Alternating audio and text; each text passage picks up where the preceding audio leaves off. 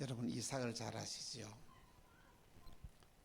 이삭은 어떤 삶을 살았는지 아십니까?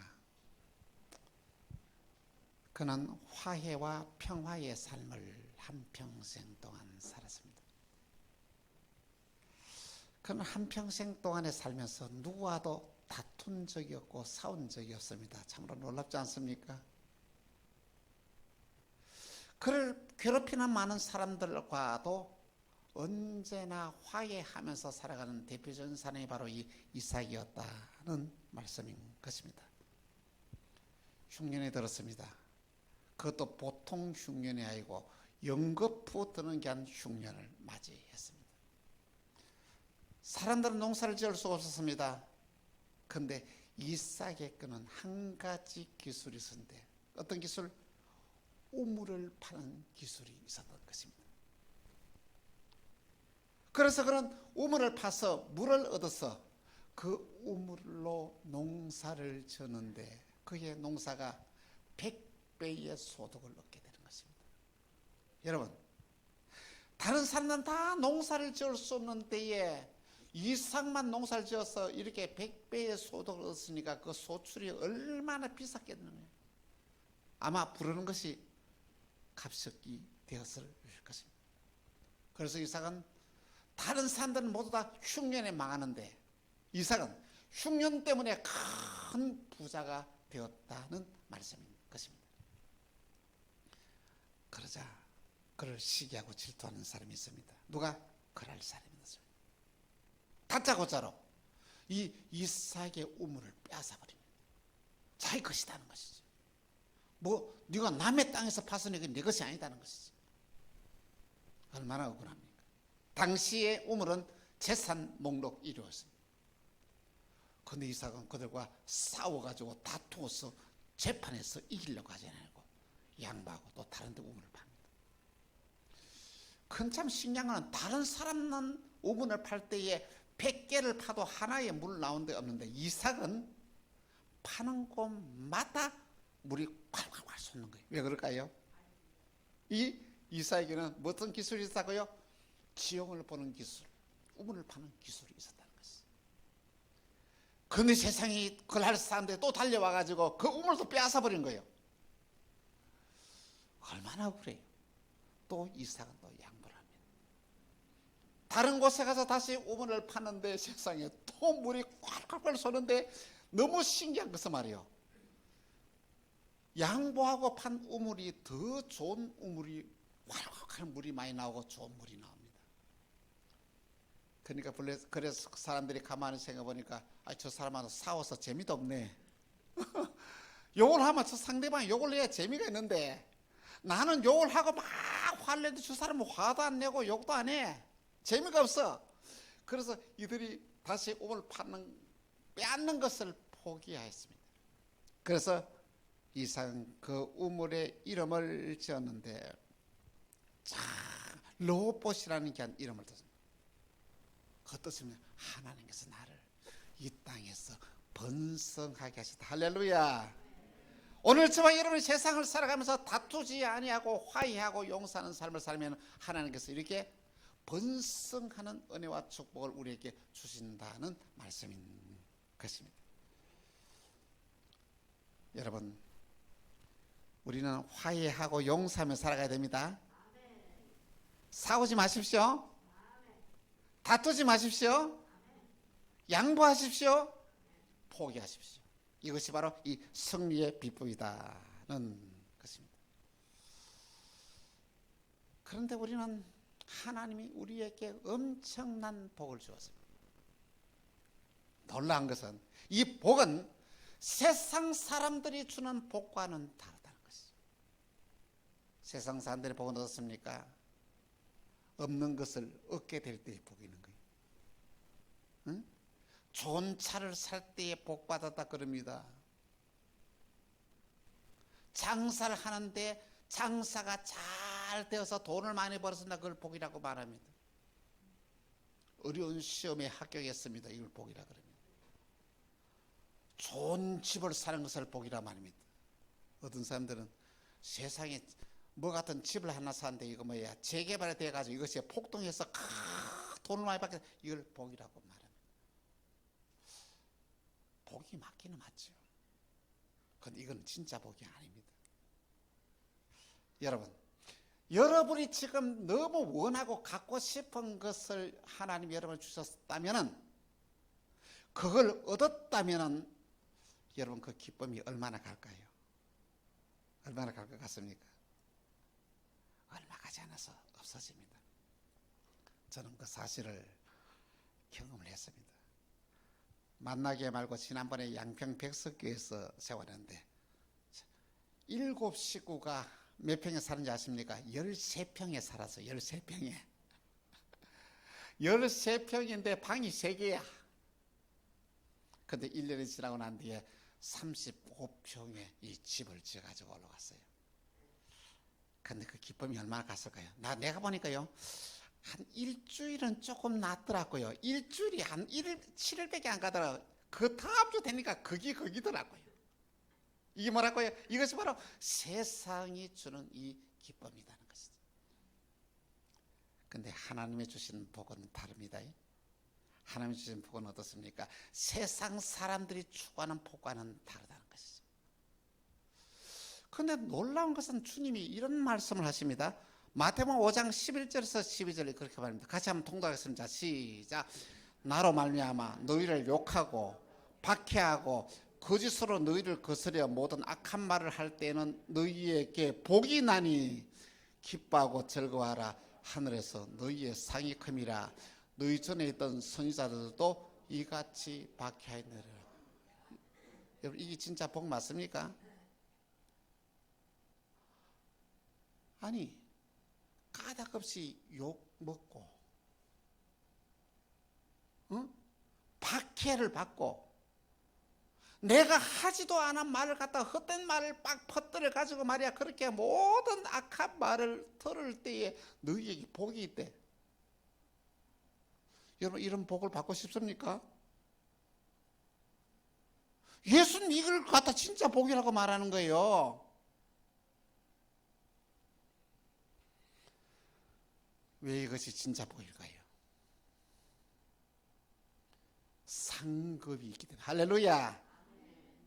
예수님 말씀하시는 복을 받으면 진짜 하나님 상급을 받는데, 그 상급 뭐라고요? 이 세상에서만 받는 것이 아니라 저 하나님 나라에서 엄청난 상이 줍니다. 오늘 저와 여러분의 신앙의 삶이 어떻게 살아야 되겠어요? 하늘나라의 복을 바라보고 살아가야 진짜 복된 삶을 살아가는 거예요. 여러분, 헛된 복을 추구하며 사시 마시기 바랍니다. 진짜 복을 추구하며 살아가야 됩니다. 오늘 저와 여러분은 보통 사람이 아닙니다. 누굽니까? 하늘나라의 백성이에요. 여러분, 저와 여러분은 하나님의 자녀가 되었다는 것입니다. 여러분, 하나님의 자녀로서의 자존심을 좀 지키며 사시길 바랍니다. 어떻게 하나님의 자녀가 세상 사람들과 똑같은 가치관으로 살아가느냐는 것입니다. 아닙니다. 차원이 달라야 됩니다. 가치관이 달라야 된다는 것이죠. 그렇습니다. 성도들의 삶에 있어 가지고 여러분, 하나님께서 우리에게 주신 복은 엄청납니다. 첫 번째, 성도들에게 주신 복이 있는데 그 복이 뭔지 아십니까? 이 믿음의 복입니다. 할렐루야. 오늘 저와 여러분에게 가지고 있는 이 믿음의 복이 보통 복이 아니다. 이 복은 너무나 귀하고, 이 복은 아무나 받을 수 없는 하나님이 저와 여러분에게 특별하게 주시는 복이라는 말씀인 것입니다. 믿음으로 살아가는 자에게 복이 있는데, 이 믿음의 복은 3가지가 있습니다. 첫 번째는 어디냐면 칭의의 믿음입니다. 이 칭의의 믿음이란 우리가 하나님 아버지로부터 의롭다고 인정받는 믿음을 말합니다. 로마서 5장 1절에 이렇게 말씀하셨습니다. 그러므로 우리가 믿음으로 의롭다함을 받았으니 우리 주 예수 그리스도로 말미암아 하나님과 화평을 누리자. 할렐루야. 저와 여러분이 형편없는 사람인데, 너무나 많은 죄를 지은 사람인데, 하나님은 이 죄를 다 없이 하나님과 관계가 회복이 되었다. 하나님을 아버지라고 부를 수 있다는 것이죠. 이게 보통 복이 아닙니다. 여러분, 하나님이 저와 여러분의 죄를 용서해 준 것을 그냥 여러분 어떻게 생각하십니까? 그냥 용서해 준 게 아니고 그만한 대가를 치루었다는 것이죠. 누가? 하나님의 아들 예수 그리스도가 저와 여러분의 죄값을 대신 치렀는데, 그것이 바로 십자가입니다. 저와 여러분의 진 빚을 예수님 다 갚아줬다는 것이지. 저와 여러분이 지었던 모든 죄를, 죄값을 예수님 대신 치름으로 오늘 저와 여러분이 의인이 되었다는 것이죠. 보통 축복이 아닙니다. 보통 은혜가 아닙니다. 여러분, 하나님이신 하나님 당신이 저와 여러분을 대신하여 이 죄값을 치루었다. 납득이 됩니까? 이해가 됩니까? 이 사실이라는 것입니다. 죄가 용서받는 것은 엄청난 은혜와 축복인데, 이것이 믿음의 복이라는 것입니다. 다시 말하면 예수님이 나의 모든 죄값을 대신해서 십자가 달려 돌아가셨다, 이 사실을 믿으면 모든 죄가 다 용서받는다는 것이죠. 그런데 쉬운데 이 사실을 믿는 사람들이 여러분 되게 많을 것 같죠? 그렇지 않습니다. 안 믿어지는 거예요. 그 믿어지는 게 은혜인데 그것은 성령의 역사로서만 가능한 거죠. 예수님이 3일 만에 죽음의 권세를 다시 깨뜨리시고 다시 살아나셨다, 이 사실을 믿으시면 오늘 저와 여러분에게 뭐냐, 예수님의 생명이 오늘 저와 여러분에게 들어와서 영원히 살아갈 수 있는 새로운 피조물의 기능으로 바뀌어져 버린다는 거죠. 그러나 예수님의 죽음이 나와는 아무 관계없다 믿는 사람은 그 지었던 죄가 그대로 있는데, 죄 중에서 가장 큰 죄가 무슨 죄인지 아십니까? 하나님을 섬기지 않는 죄가 가장 큰 죄라는 것입니다. 그 어떤 죄도 용서받지 못합니다. 그 죄값을 누가? 내가 치러야 되는 거예요.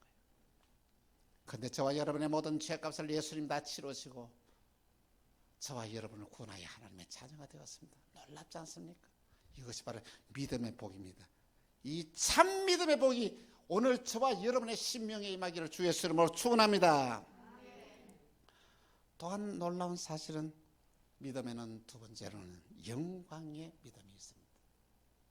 이 영광의 믿음이 뭐냐면 하나님의 은혜에 들어가는 게 한 믿음을 말합니다. 로마서 5장 2절 이렇게 말씀을 하고 있습니다. 로마서 5장 2절 같이 시작. 또한 그로 말미암아 우리가 믿음으로써 서 있는 이 은혜에 들어감을 얻었으며 하나님의 영광을 바라고 즐거운 할렐루야. 하나님의 은혜가 임하게 되면 여러분 어디 있다는 거? 하나님의 영광에 들어가야 되는 거야. 베드로와 요한과 야고보가 예수님을 따라서 기도하러 산에 올라갔습니다. 근데 기도하는데 놀라운 일들이 났습니다. 세상에 누가 나타났어요? 모세가 나타났어요. 엘리야가 나타났어요. 예수님과 함께 수군 말을 하는데 그들이 입은 옷이 얼마나 세상에서는 볼 수 없는 그렇게 흰 옷을 입고 그들과 예수님과 이 세 분이 얘기를 나누는데 어떤 얘기를 나누는지 아십니까? 예수님이 십자가 달려 돌아가셔야 된다는 거예요. 근데 베드로의 고백을 어떤 고백하십니까? 주여, 내가 여기 있는 것이 좋사오니 우리가 초막 셋을 질 때 하나는 주님을 위하여, 하나는 모세를 위하여, 하나는 엘리야를 위하여 하사이다. 놀란 말씀. 여러분, 하나님의 은혜가 임하게 되면 오늘 저와 여러분 뭐가 한다고요? 영광의 믿음을 얻게 됩니다. 정말로 하나님의 영광이 여러분에게 충만하게 되면은 세상을 바라보는 가치관이 달라져요. 하나님의 영광이 충만하게 되면 어떤 하늘의 기쁨이 있습니다. 하늘의 기쁨을 소유하고 저와 여러분 살아가야 돼요. 그것이 진정한 성도의 삶입니다. 하늘의 기쁨이 충만한 사람은요, 그의 모습이 달라져요. 그의 얼굴이 달라져요. 기쁨이 충만하게 돼요. 그 기쁨이 나에게, 나를 통하여 다른 사람에게 전달되는 놀라운 일들이 일어나게 되는 것입니다. 그러고는 깨닫는 믿음이 있습니다. 깨닫는 믿음은 우리의 소중한 바라는 복됩니다. 여러분, 깨달으면 다 모든 문제가 해결되는 거예요. 그런데 아무나 깨달을 수 있는 게 아닙니다. 하나님의 은혜가 임하지 않고서는 깨닫지 못, 하나님의 뜻을 깨닫지 못합니다. 깨달음의 은혜는 뭐냐면 나의 허물과 실수와 잘못을 깨닫게 됩니다. 여러분 얼마나 여러분의 삶 가운데 여러분의 실수와 허물과 잘못을 깨닫고 있습니까? 그 여러분 능력이 아닙니다. 그게 성령의 역사입니다. 아무리 잘못한 사람에도 스스로 자기 잘못을 깨닫지 못합니다. 하나님의 은혜가 임하면 내 허물을 깨닫게 되고 내 잘못을 깨닫게 되고, 그러면 모든 문제가 다 해결이 되어진다는 것입니다. 로마서 5장 3절에서 4절 이렇게 말씀을 하고 있습니다. 같이 시작. 다만 이뿐 아니라 우리가 환난 중에서도 즐거워하나니 이는 환난은 인내를, 인내는 연단을, 연단은 소망을 이룬 줄 아나. 깨달음의 은혜가 있을 때는 환난을 당하나 절망하지 않습니다. 환난은 인내를, 인내는 연단을, 연단은 소망을 이룬 줄 아나.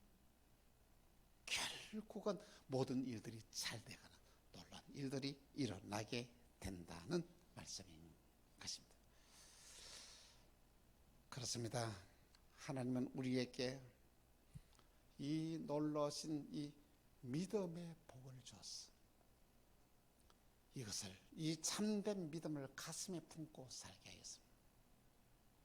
이것이 바로 세상을 이길 수 있는 놀라운 능력이 그 안에 있다는 말씀인 것입니다.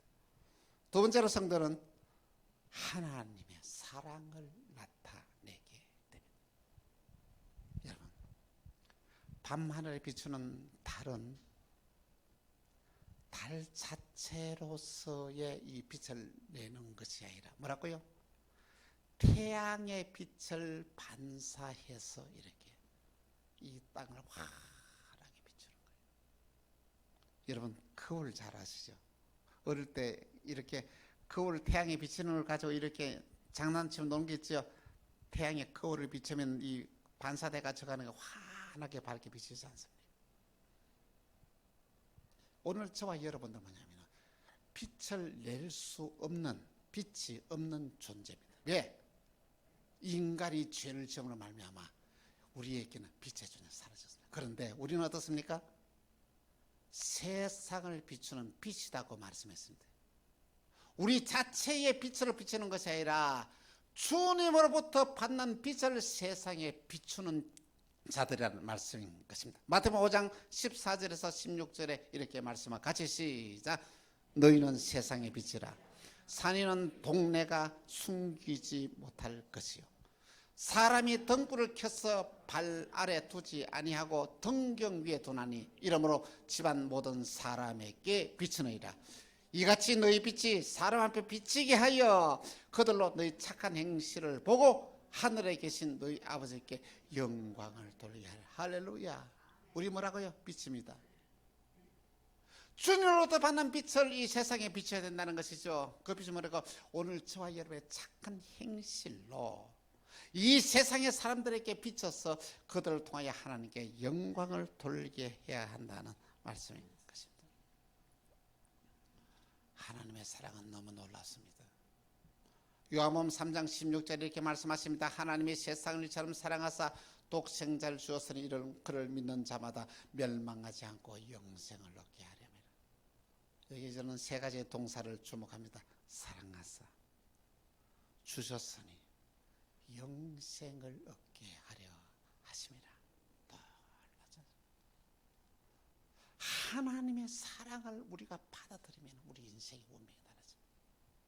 하나님의 사랑은 끊임없이 우리에게 빼앗는 것이 아니라 끊임없이 우리에게 주는 사랑이에요. 주셨으니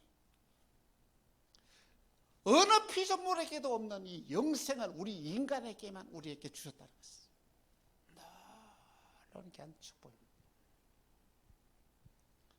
여러분, 하나님이 저와 여러분을 얼마나 사랑하신지 알고 있습니까? 하나님의 사랑은 말로만 하는 사랑이 아닙니다. 하나님의 사랑은 확정되었습니다.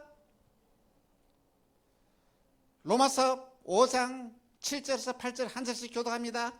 의인을 위하여 죽는 자가 쉽지 않고 선인을 위하여 용감히 죽는 자가 호 있거니와.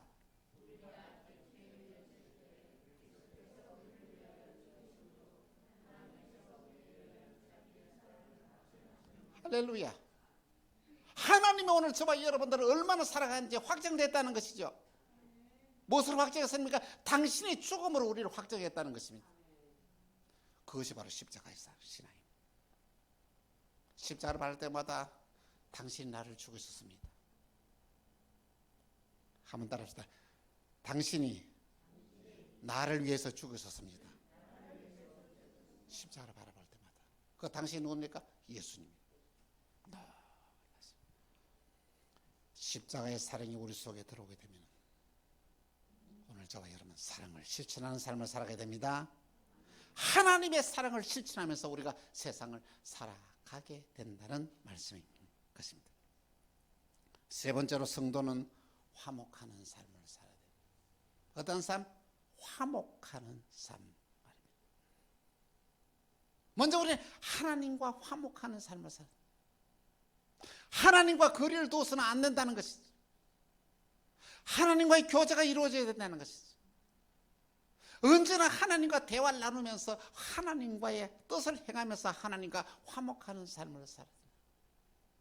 그리고는 이웃과 화목하는 삶을 살아야 됩니다. 그 어떤 사람하고도 여러분 원수를 맺어서는 안 됩니다. 어떤 사람하고도 여러분들 뭐냐면 이 관계를 회복하는 삶을 살아야 한다는 말씀인 것이에요. 마귀는 우리에게 죄를 짓게 하여서 못된 생각을 불어넣어주고 시기하고 탐욕하고 질투하고 미워하고 이렇게 하게 합니다. 그것을 여러분 죄인 줄 알아야 됩니다. 하나님의 사랑이 내 속에 들어오지 아니하면 이것은 특별한 사람이 보통 사람이에요. 하나님의 사랑이 실천되지 않은 사람은 그렇게 살 수밖에 없습니다. 왜? 우리 인간은 죄의 본성을 가지고 세상에 태어나기 때문에 남 잘 되는 게 싫은 거예요. 까닭없이 미운 거예요. 저 사람이 망했으면 좋은 거예요. 왜? 우리 인간 모든 인간이 다 그렇다는 것이죠. 죄의 본성이 우리 속에 들어가기 때문에. 근데 하나님의 사랑이 우리 속에 들어올 때만에 이것이 다 사라지게 됩니다. 나도 44번 승객이 될 수 있다는 인세대 명의교수 김동길 교수의 글을 읽고 저는 많은 생각을 하게 되었습니다. 2011년도에 중국에서 여성 버스 기사가 그 차를 몰고 높은 산을 올라가고 있었습니다.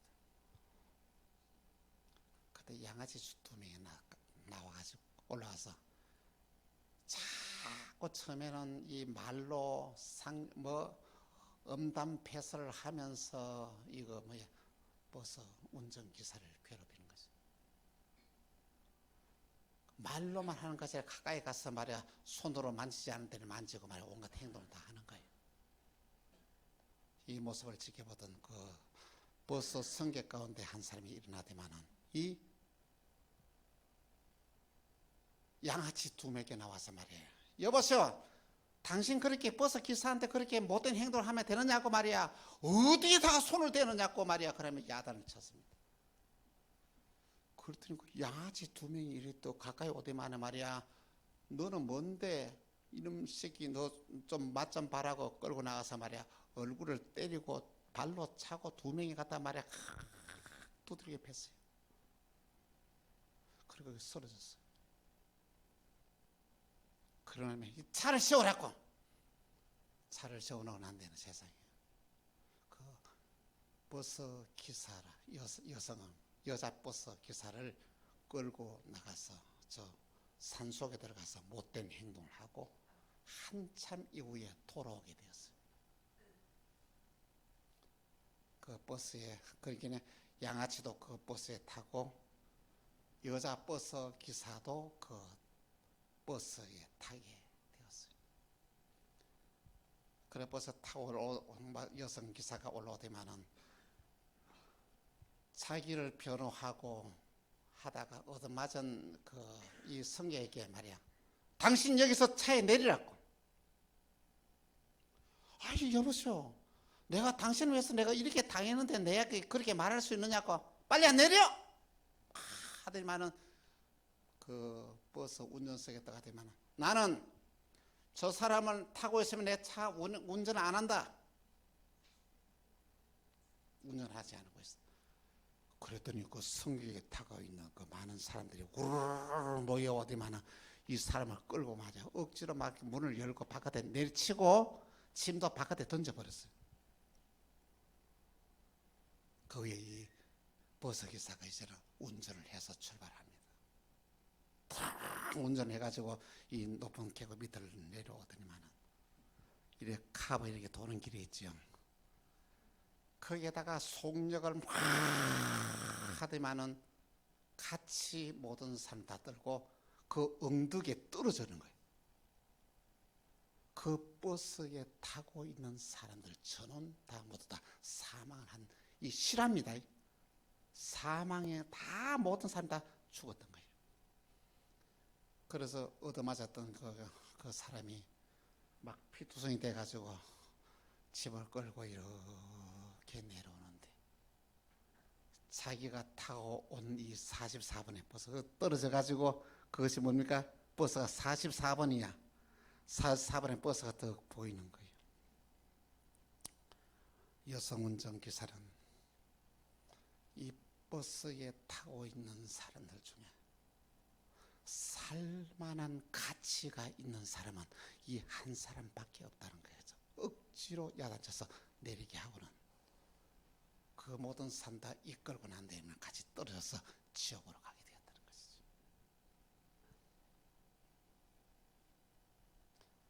여러분은 44분의 버스 성격은 아닙니까? 내 주위의 사람이 고통을 받는데 그걸 외면하고 있지는 않습니까?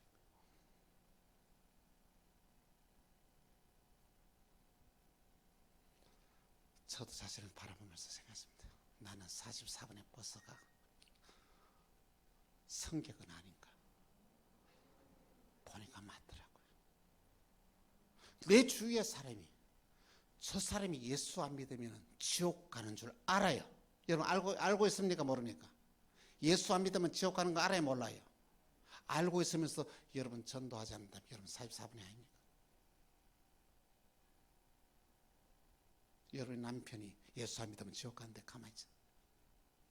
여러분 자녀가 예수 안 믿는데도 지옥 가는데 가만히 있다면 44번이 아닙니까?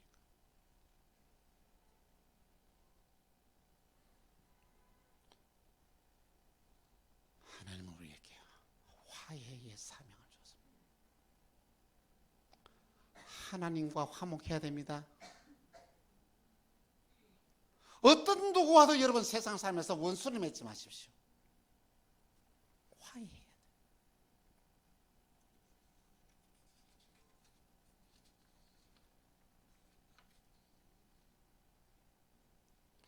이제 우리는 하나님과 화목하게 되었습니다.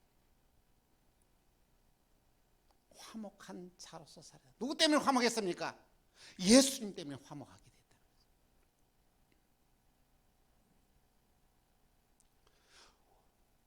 우리가 예수님 때문에 화목하게 되었기 때문에 우리는 화목하는 삶을 살아가야 할 책임이 저와 여러분에게 있다는 것입니다. 사랑하는 성도 여러분, 여러분의 삶은 어떻습니까? 참된 믿음의 삶을 살아가고 있습니까? 하나님의 사랑이 여러분의 마음 가운데서 가득 차고 있습니다. 그리고 화목하는 삶을 살아가고 있습니까? 그 증거가 있습니다. 그렇게 살아가면 우리는 기쁨이 충만한 삶을 살아갑니다. 항상 웃으며 살아간다는 것이죠. 성 프란시스코가 그렇게 복음을 전하면서 그의 제자를 드리고 아무 말을 하지 않고 이 동네를 한 바퀴 사람들에게 다 돌고 들어와요. 그 제자들이 말합니다. 선생님 지금 뭐 하는 거예요? 매일. 아이, 전도했으면 사람을 감동시켜서 전도해가지고 데려와야 되지. 아무 말 하지 않아요. 그 주위에 많은 사람들이 성 프란시스코의 이 제아들을 바라보면서 감동을 받지 아니하면 참된 믿음의 삶이 아니다는 거죠. 기쁨이 넘치는 삶, 은혜가 넘치는 게 아니죠. 상대방이 내 얼굴을 바라보면서도 감동을 받는 이런 삶을 살아야 진정한 그리스도인이라는 말씀인 것입니다. 그렇습니다. 오늘 저와 여러분들은 참된 믿음을 회복해야 됩니다. 하나님의 사랑이 회복해야 됩니다. 화해하는 삶을 살아야 됩니다. 그것이 바로 구원받은 성도들이 세상을 살아가야 할 이유 중에 하나인 것입니다. 오늘 저와 여러분의 모습을 보고 주위의 사람들이 감동을 받는 내 마음속의 기쁨과 은혜가 충만한 삶을 살아가야 합니다. 그것이 진정한 그리스도인의 삶이라는 것입니다. 이런 기쁨에 충만한 삶을 살아가는 저와 여러분이 다 되시기를 주 예수 이름으로 축원합니다. 기도하겠습니다. 주님 감사합니다. 말씀을 통해 우리의 어떻게 살아가야 할지를 깨닫게 하시니 감사합니다. 성령 하나님의 기름 부으시며 하는 역사가 오늘 우리에게 충만케 하여 주옵소서. 주 예수 그리스도 이름으로 기도합니다. 아멘.